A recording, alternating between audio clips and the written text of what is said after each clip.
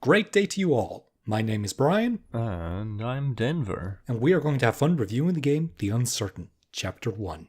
It's actually a game with robots in it. And robots can always be interesting. It's part review, part making fun at some stuff that doesn't work. We also should mention up front that we're going to spoil some of... all of the game.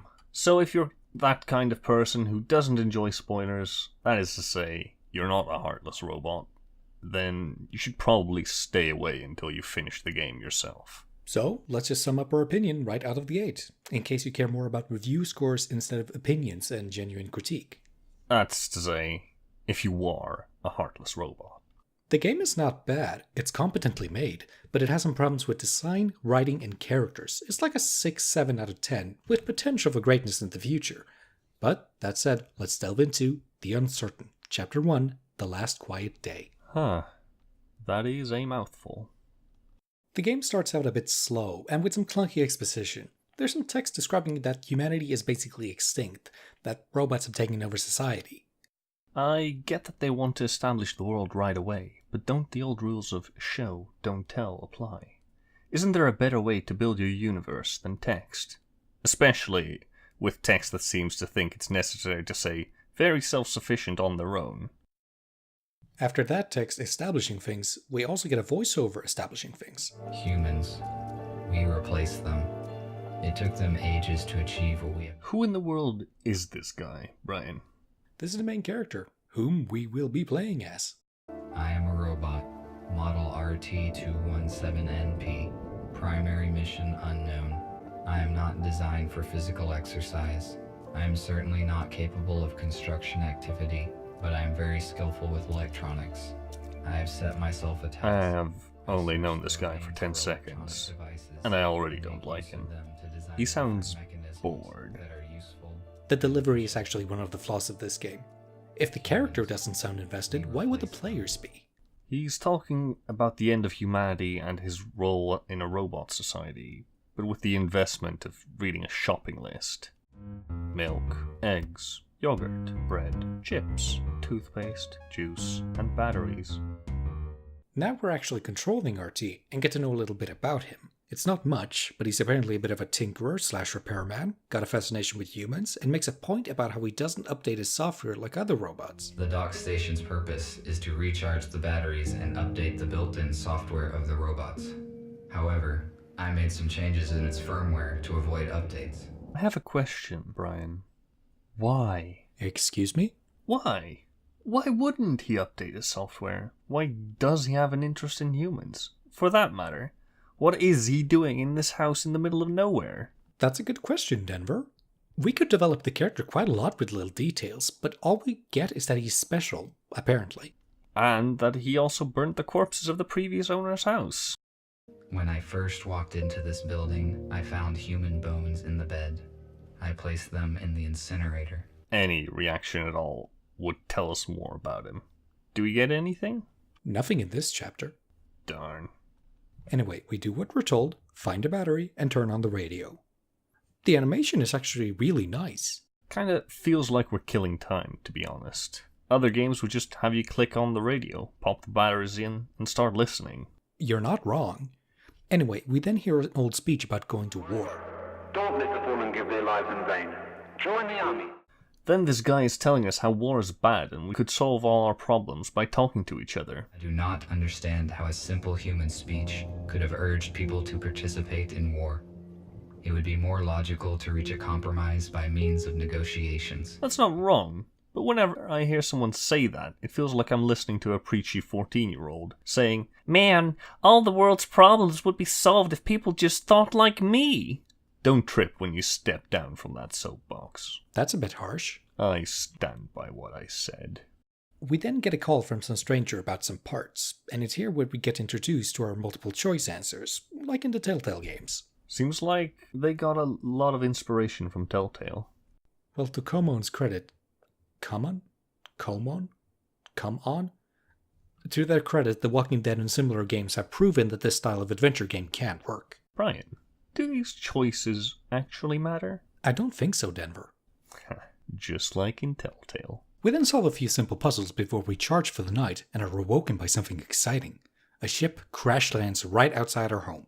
It was awfully polite of that ship to not ruin our lawn in that cutscene. Oh, hush.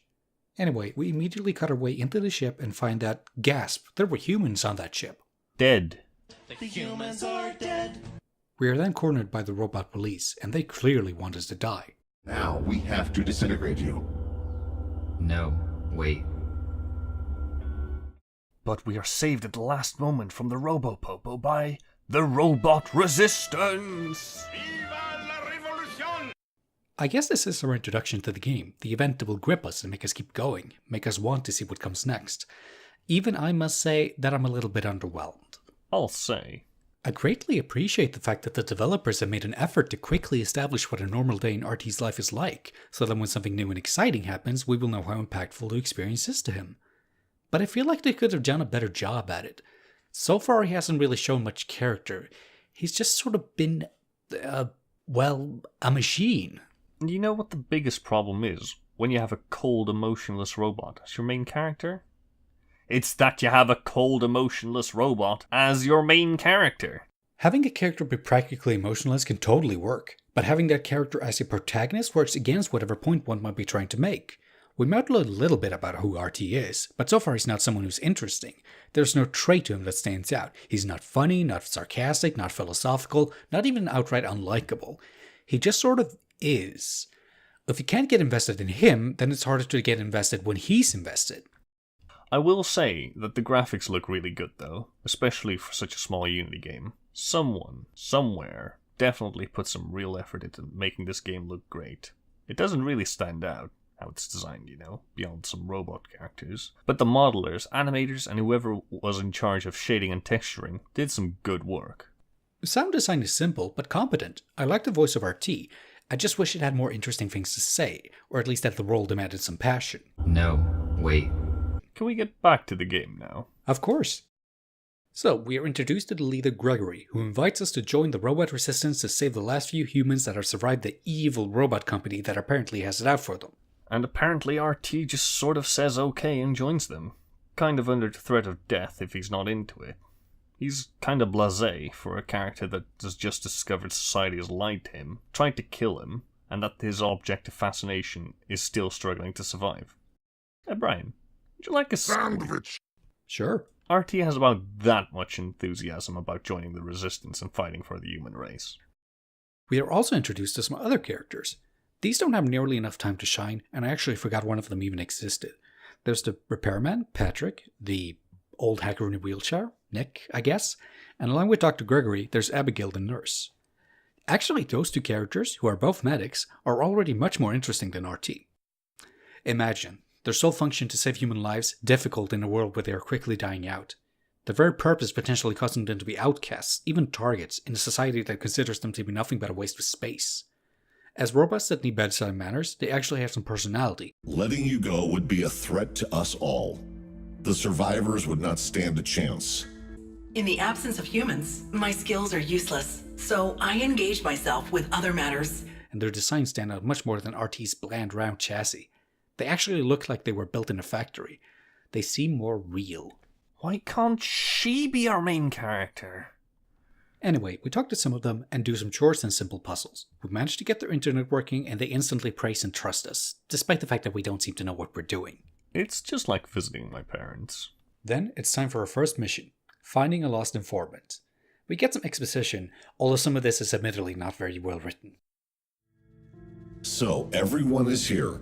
As you already know, a group of humans we intended to accommodate have died in a crash. Everyone is here? As you know? That could have used a rewrite. I don't think robots talk like this. I'm not sure if the game's translation wasn't on point or if the writer might have needed to make some edits, but a lot of the dialogue feels weird and unnatural.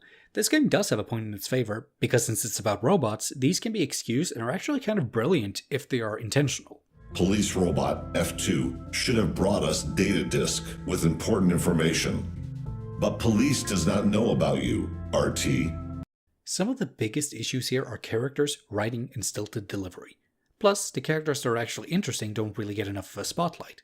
Just because these characters are robots doesn't mean they can't have interesting motivation. Robots can be such fascinating entities to write about. There's potential for philosophy, growth, surprising developments, something frightening and inhuman, something familiar and charming. They're often used as an analogy for slavery. That's literally what the word robot stems from. Sure, that's kind of low-hanging fruit, but it's something. This feels like it could have been about so much more right from the start. No creature has ever uttered these words before, but I miss Detroit. We then leave, and the rest isn't that complex. We visit the city and waste no time getting to the apartment of our informant. Well, we wasted a little time. This is a bicycle, which is a wheeled vehicle propelled by human muscle power. I thought it would be bigger. I do find some of these observations by RT to be fascinating. There was a part before where he wondered how a bottle ship got inside the bottle, and all I could think about was how interesting parsing such a paradox must be to a robot, and what it can say about him. But, alas, we don't stay to ponder. We can't go through the front, so we instead go around the back to the fire escape, where we also find a little bit of an Easter egg.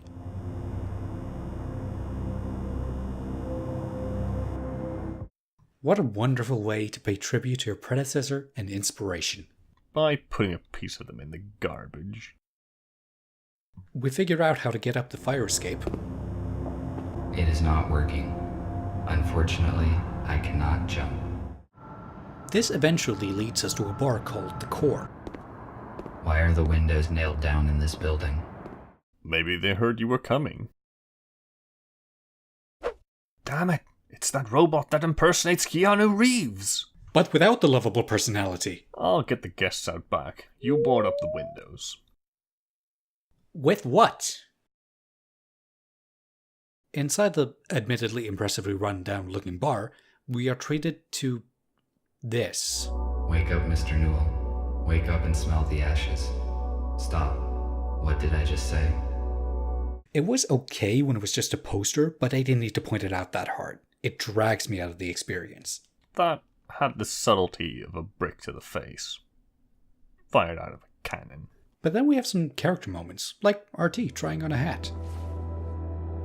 I like the idea that a robot would try on a hat, but I don't like how he acts during it. Why would he, or any robot, ever do that? The next one is mostly a joke, but I find it so interesting.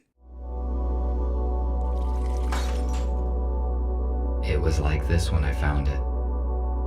Is that a moment of genuine guilt he feels? Does he usually lie? There's an achievement that you get here that describes RT as just a child. Expand on that, please. He must have felt something. Keep going with that. RT then disses a jukebox and old music formats. The audio is stored on an analog vinyl disc that provides an unsatisfactory sound quality. And this isn't the first time either. This analog device allows you to extract sound from the installed audio data carrier. Why did humans use such an inconvenient device when one can just do this? Then we get a music puzzle where we listen to notes. Getting PTSD flashbacks of The Witness over here. What is it with designers and thinking we're all special musical geniuses? Well, they give you pretty generous hints if it's too hard for you, Denver. That's nice, but I don't want to feel like I'm an idiot because I'm tone deaf. We find an old hideout of some humans, and there is a really nice moment here that is a bit more about showing than telling, informing us of humans. I do feel like RT could have explained less of it. Why not show more and let us soak it in instead? Furthermore, we have to look at all of it before we're allowed to go to the next scene, which kills the pacing if we happen to overlook something. Just having to look at some of it or having a timer might have been more suitable. The goat says. Then we meet a new character that goes by the name of Fletcher. And boy, is he a treat. That means the police knows about this place as well. Nobody knows the whole truth. Is F2 arrested? How did they figure him out? It is F2 arrested? What? I am sorry. Again, maybe it's intentional. Though the fact that we don't have anything to compare it to is slightly driving me to madness. I mean, RT isn't as bad as him. The message mentioned the core, and we supposed it was this bar. So we are on the same side and you help humans? How many of you are there? That is correct. There are 5 of us. I thought we were the only ones who know the truth. We need to join forces. How many humans did you save? None. The humans that we were supposed to meet died in a shuttle crash during the transfer. We didn't mention having saved any humans, and that sentence seemed to imply we were already talking about the crashed ship. Whatever. We take him to Gregory, and we come up with the idea of finding a lab so we can hide all the humies there. We cannot bring them all here, because it is easy to locate a building full of humans. I guess because they party too hard? We could accommodate everyone there, even the ones we have yet to find. Police would not search for the place because it is outside of the city limits. Police would not? Then, we ride along a fixed path in the woods. It's very simple and kind of boring. It feels like the time and resources you used to make this could have been better spent investing us in the characters. But that robot looks cool, and now there's a chase scene. It's not very exciting though. Music doesn't exactly get the blood pumping either.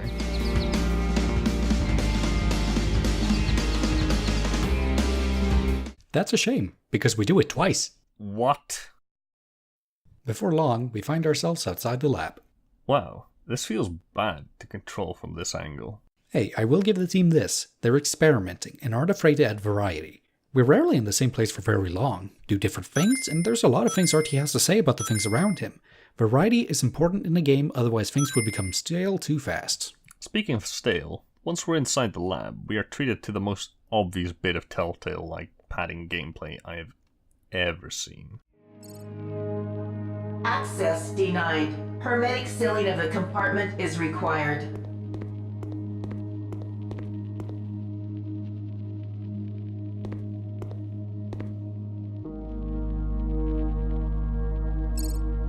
Access granted.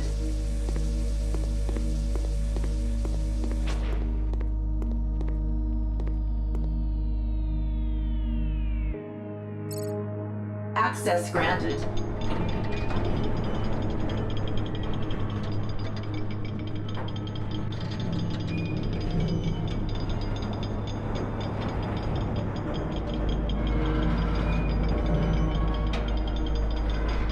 Looks like the door is stuck. Better not touch it anymore. Let me propose a different way for things to play out. Access granted. Better not touch it anymore. Don't waste the player's time with dumb stuff they won't care about. The lab looks nice, if a bit bland. It is, however, the last area of this chapter of the game. The puzzles aren't very hard, and mostly feels like running simple errands between different parts of the map. Again, just like Telltale. It's good that they didn't save a super hard puzzle for the end or anything. It's nice to have the design winding down a little. Also, we've got this. When is the food distributor gonna be fixed? He spat out liquid goo instead of chocolate bar again. I'm tired of going through the entire lab just to get a decent choc bar. There's a bunch of stuff to look at in here. It's actually not bad world building. I just wish it had come sooner. There's lots of little details. You think that red thing there is a reference to Dishonored? It's possible.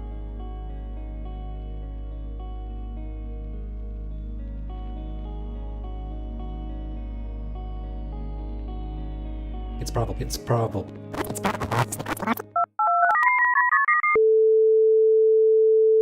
We fix up the base so humans can start living there. And of course, there's something going on.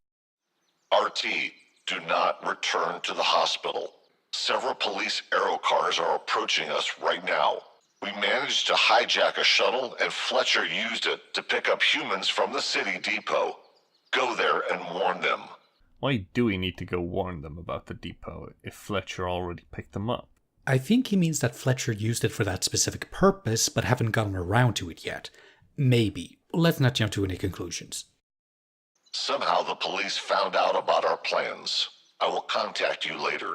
Clearly RT needs to hurry. The message was sent half an hour ago. Yeah, he's in such a rush, even the subtitles can't keep up with him. I must reboot the engines to get there as soon as possible. Reboot? Overload? Roberload. And to finish this first episode, we arrive at the depot, and clearly things are happening. For one, we get our first glimpse at an actual living human. What are the odds that they have less personality than the robots? Don't be mean. This scene at least portrays some urgency. At least when RT isn't on screen. They're shooting in his direction, and he seems to be in no hurry. In any case, we close out on quite an interesting cliffhanger. RT has met his first human, they are being shot at, the Resistance might be in danger. That's not a bad way to create some possible player investment for the next episode. What did you think about it then? Flawed. Definitely flawed. Yep, definitely. But with that said, I think there's genuine potential for greatness here. All they need to do is expand and fix some of the characters and go over the writing a bit more. I have played better games in this type of genre, but this is merely flawed, not outright bad. I'm glad to have played it, and if they do another chapter, I'll get it just to see what they'll do next. Now when they worked so hard to make their first game and all the assets and put all the pieces into play, the next part could be a real game equivalent of a page-turner if they do it right. You're not actually wrong, but what about the flaws? I think two dumb virtual puppets have said more than they have any right to about the writing. The big issue I want to talk about now is how, so far, using the Telltale formula simply doesn't work for this game. Please explain. The Telltale formula is above all else about creating this illusion that your choices matter. It's just an illusion, but it helps create player investment. That's why the puzzles are so easy. They aren't there to challenge you, they exist as ways to breathe between the heavy choices and character dynamics, and that dynamic is why they constantly point out that characters will remember your choices. Not to mention why they put a timer on your answers. This game doesn't. I can't remember a single decision that seemed to carry any weight, or will be important in the future. The design is almost closer to a classic adventure game, but the puzzles are just as easy as any of the Telltale games. Except that one music puzzle. Sure. Anyway, it would have worked better had they gone for either full classic design or full Telltale design. This in between doesn't quite work as well as either would have. There isn't enough character dynamics or choices to get me invested, and there aren't enough tough puzzles to make me feel clever. I will, however, applaud them for trying new things. I mean, Life is Strange had their own spin on how to handle player choices, and I love that. This chapter didn't do quite enough to stand out, but that could change in the future. I recommend you give this chapter a go. Even if it won't rock your world, it's hardly offensive. I'm interested to see what this young studio will do in the future. Actually, I'm kind of with you on that one. I think I'd enjoy this game if I just kept my expectations in check. And that was our review of The Uncertain, Chapter 1, The Last Quiet Day. Well, Denver, I think that's it. Our first review. Man, what a trash fire. You said the game was fine. No, Brian. I meant the review. Did you at least have fun? Yeah, I did. Good. Well, to all 12 of you who's been watching, we'd just like for you to always remember. Destroy have a great day. What? Finally, robotic beings rule the world. The humans are dead.